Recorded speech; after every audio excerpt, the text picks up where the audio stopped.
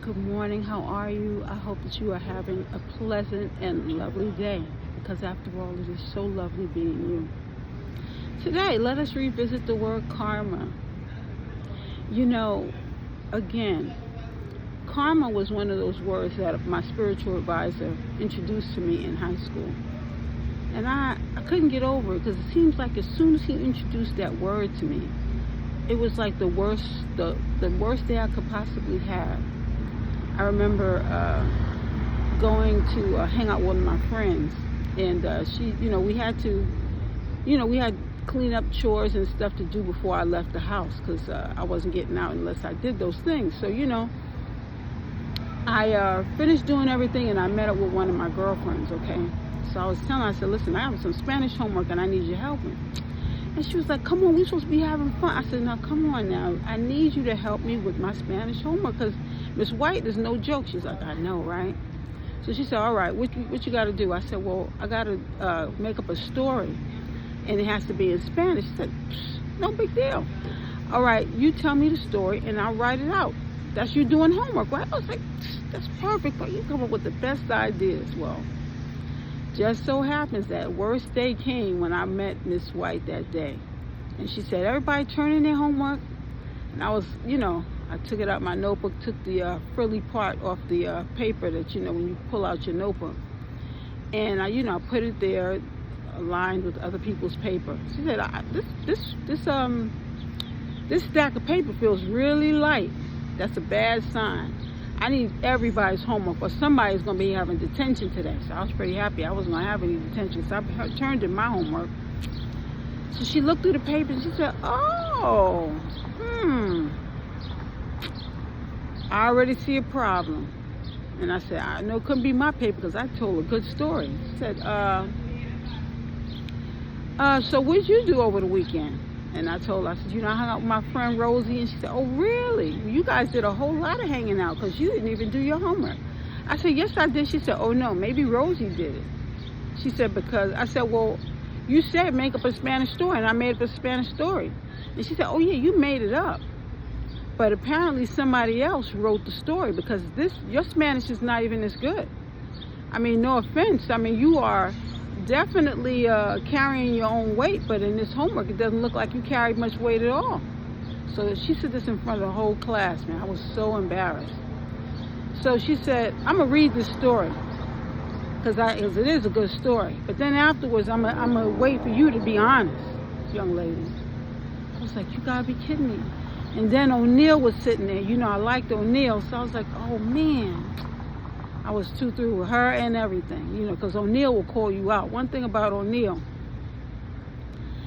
later on, of course, he called me out. He said, man, I thought you was smart. How you get played and play yourself like that?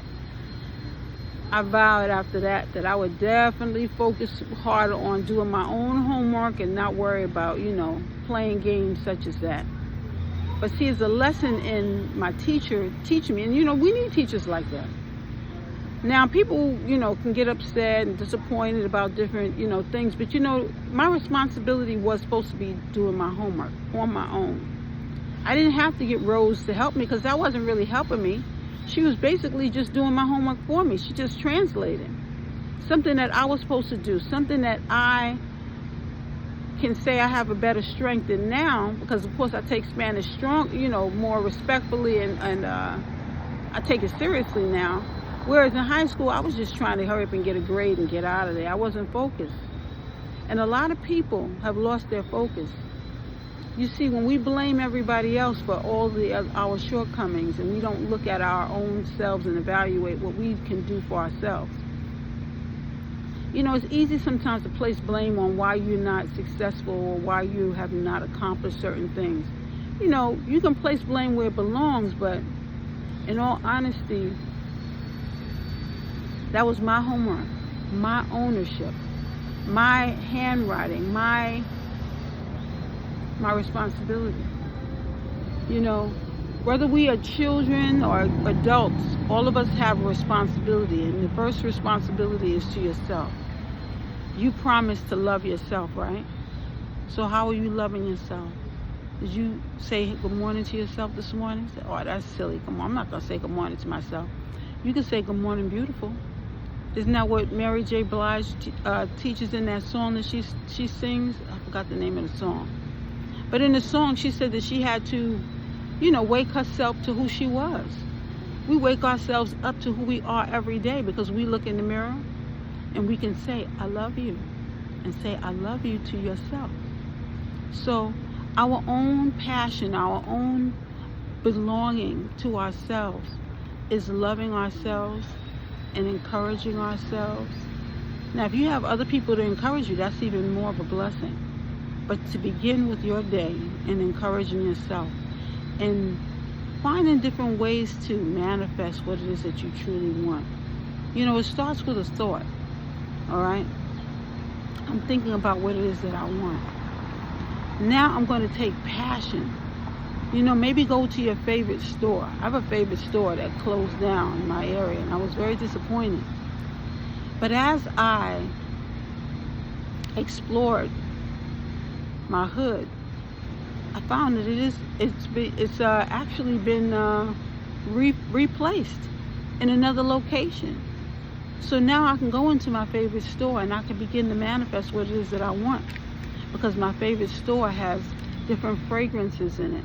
It has clothing that I really love and adore. There's European stuff in it. You see, my favorite store is Anthropologie. And now that they've actually replaced my store, I can now go into any Anthropologie, any location or whatever, because it's all over the world at this point. But it's one of my favorite stores because they have the beautiful candles. They have stuff to go in the kitchen. They have beautiful dresses, and summer is coming. And some places you're already feeling summer.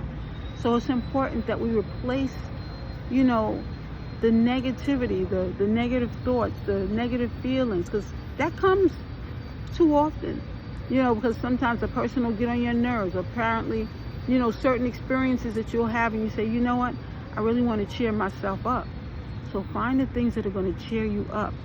Find the things that are going to make you feel good, and you can manifest on that one. Remember, it starts with the thought. I'm going to have a great day today. And then you're going to manifest that great day through going into the environment that makes you feel good. Love yourself and know that you are what God planned for you to be here today, for you to enjoy life in a whole new way. Learn to love yourself because you are beautiful. Remember that. God loves you. I don't know you well enough to say I love you, but I'm sure you are lovable and you are cherished. And you know what? It's so lovely being you. Have a great day.